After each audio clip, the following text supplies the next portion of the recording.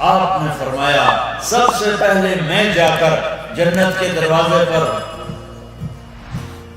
دستک دوں گا، ٹک ٹک ٹک ٹک، اندر سے آواز آئے گی کون؟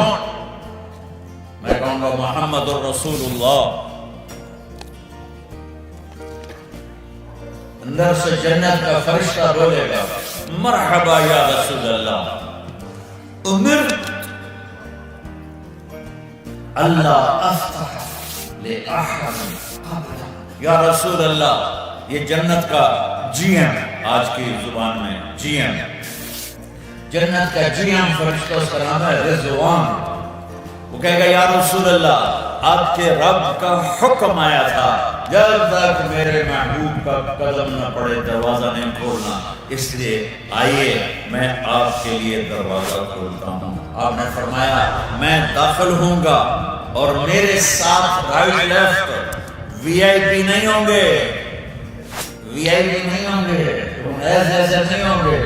آپ نے کہا میرے رائٹ لیفٹ غریب لوگ ہوں گے، غریب، میری ریڈی والے، چھاپڑی والے، رکشے والے، یہ میری امت کے غریب لوگ میرے ساتھ ساتھ مالدار داخل ہوں گے، لیکن ہم پیچھے کھڑے ہوں گے۔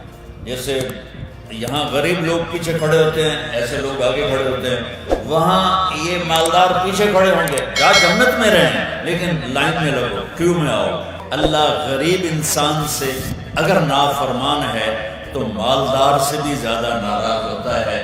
اللہ سے کہتا ہے مالدار کو تو پیسے کا نشہ تھا، وہ خراب ہو گیا، تو کیوں خراب ہو گیا اور نمازیں چھوڑ گیا اور مجھے بھول گیا؟ تجھے تو میں غربت میں رکھا تھا، تو کیوں میرے سجدے سے منکر ہوا؟ تو دوسری سائیڈ بھی ہے، تو میرا نبی سب سے اعلیٰ، سب سے افضل، سب سے برتر، سب سے انور، سب سے ازکیٰ، سب سے بلند و بالا، کسی نبی کا نسب نامہ آدم تک محفوظ نہیں ہے۔